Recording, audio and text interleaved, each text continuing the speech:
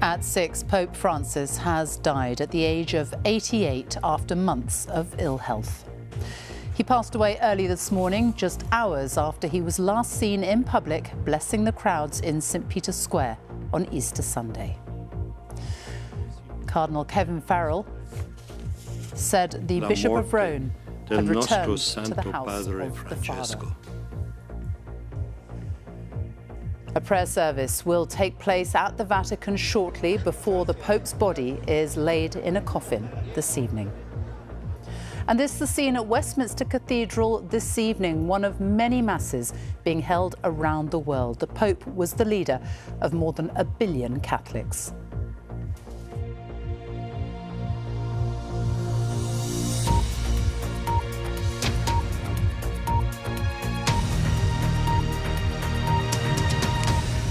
Good evening. Millions of Catholics around the world are in mourning after the death of Pope Francis. He was 88.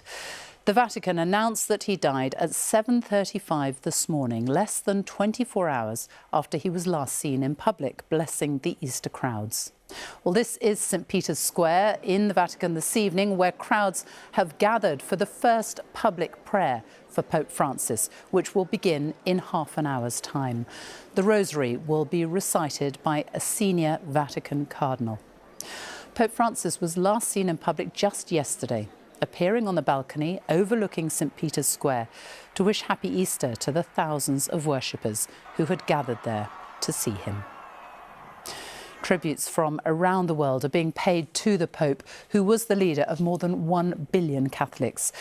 We'll look back at his life and hear some of those tributes, and we'll be looking at what happens next as his successor is chosen.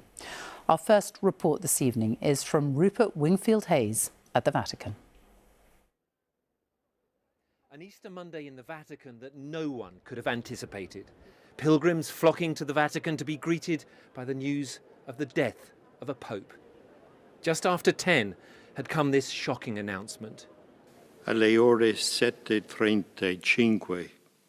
At 7:35 this morning, the Bishop of Rome, Francis, returned to the house of the Father.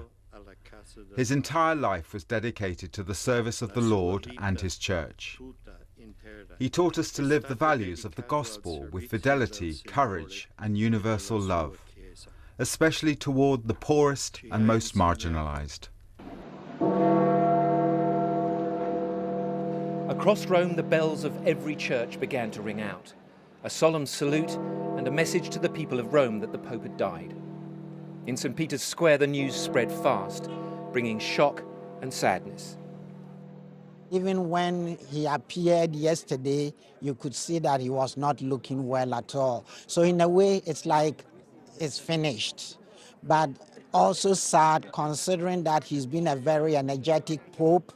I have really appreciated the reforms that he has brought into the Church, his leadership style, the synodal leadership style. I think he's been a great Pope. It's a great disappointment, a great loss. A man who has innovated the Church and a man who has left a great mark. And this, his absence, causes great pain. You can see that when we ask people here what Pope Francis meant to them, you hear the same words coming up over and over. They speak of his humanity, of his warmth, and of his moral leadership.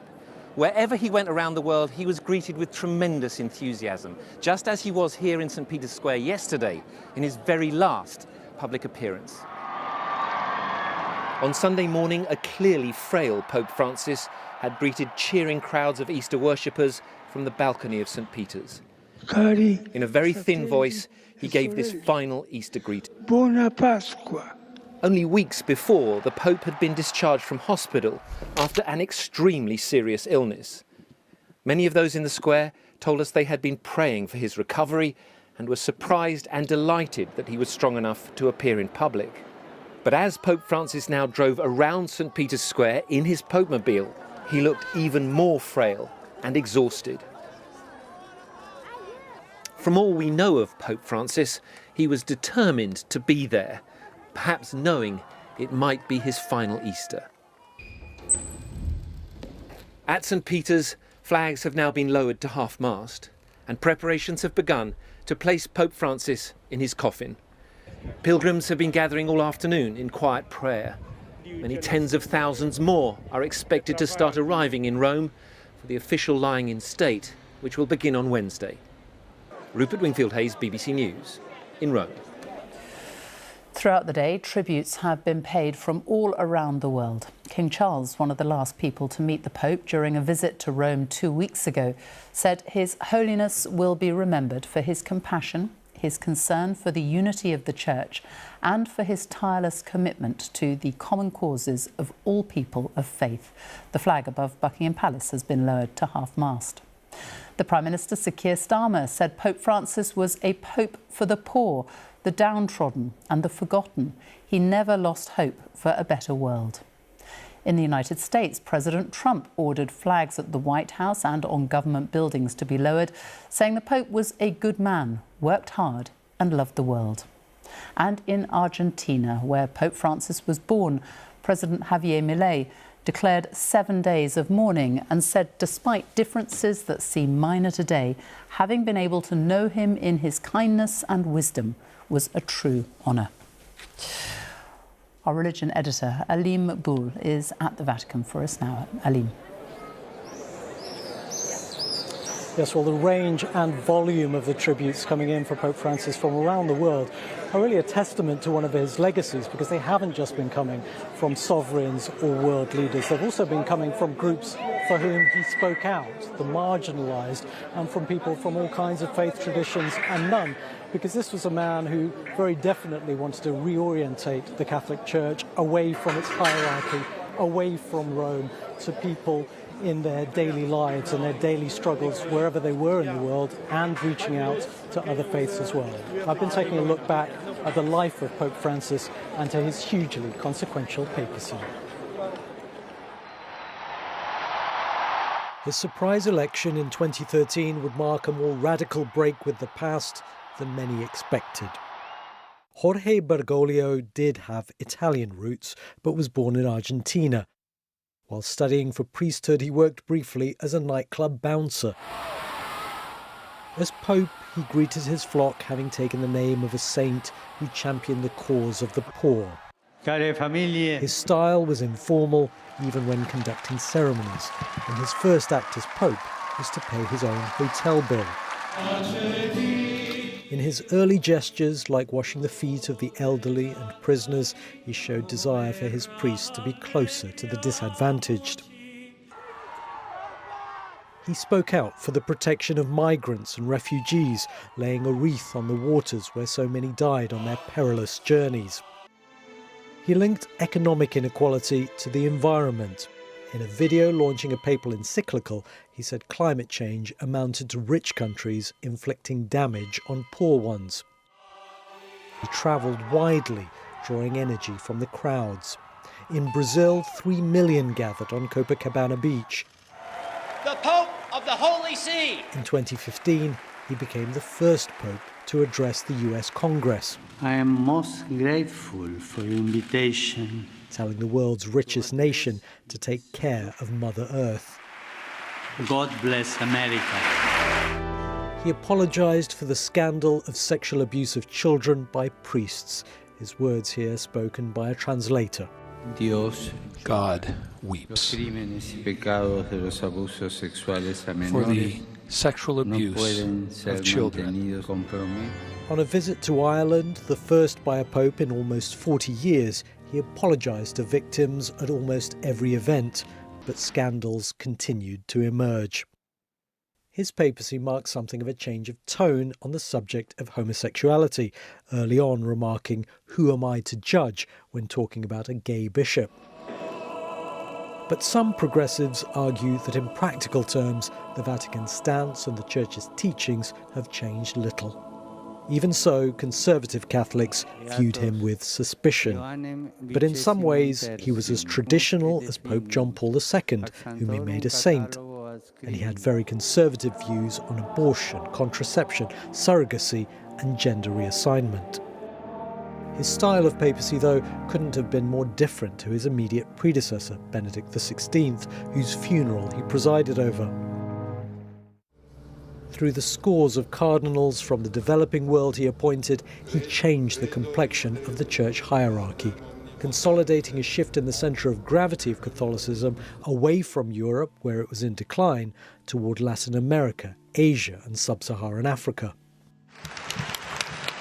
In recent years, Pope Francis was beset by health issues, most noticeably affecting his mobility, but he found it hard to pare down his busy schedule. Buona domenica a tutti.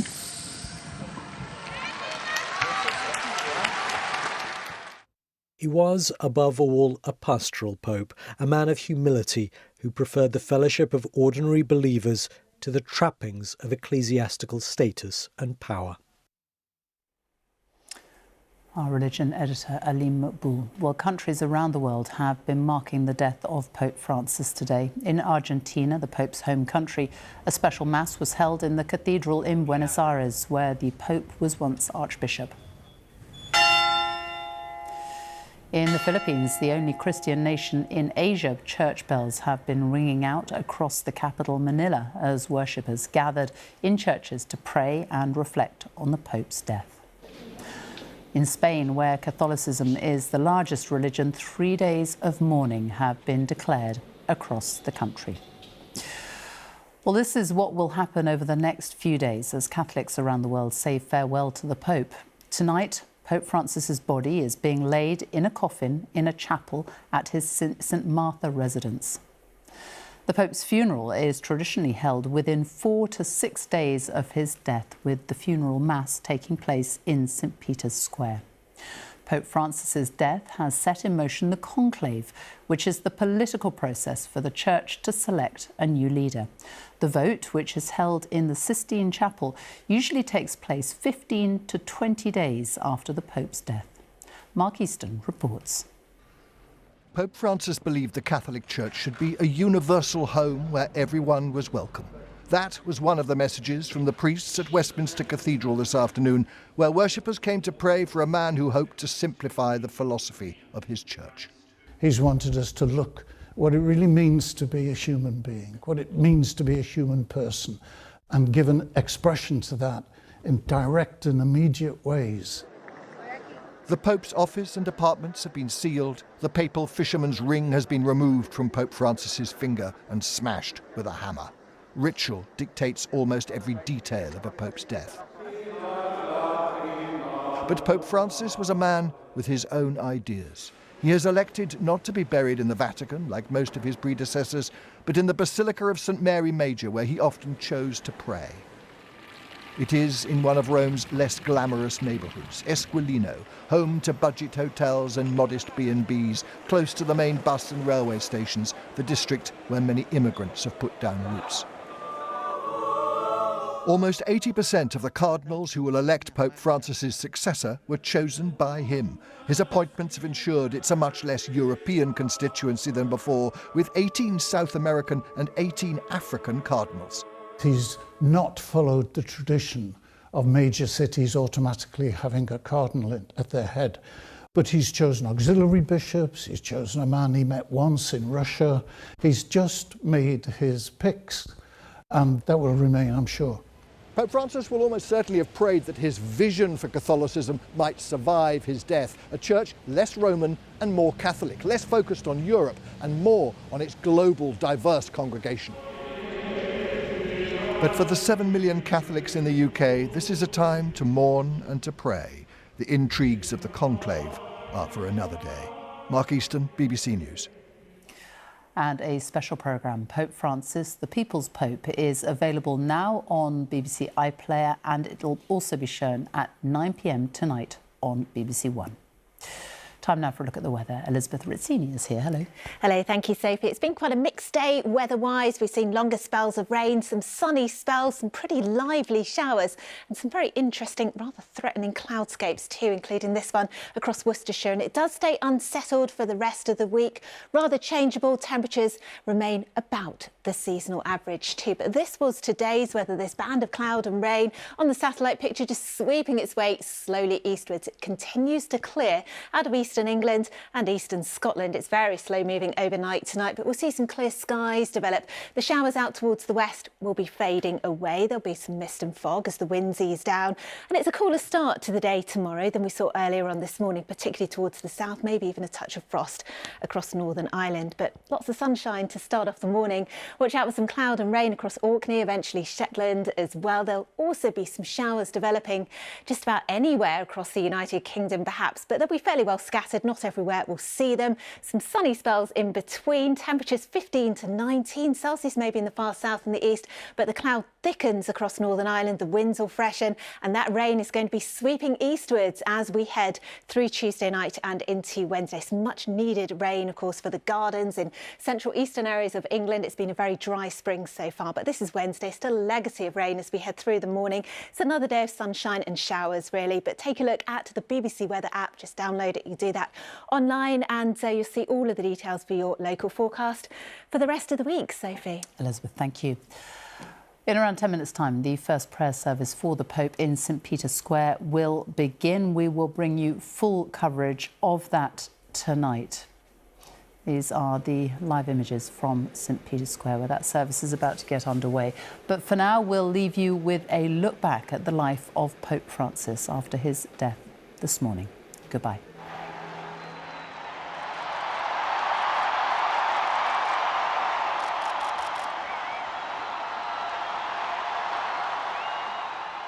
Fratelli e sorelle, buonasera.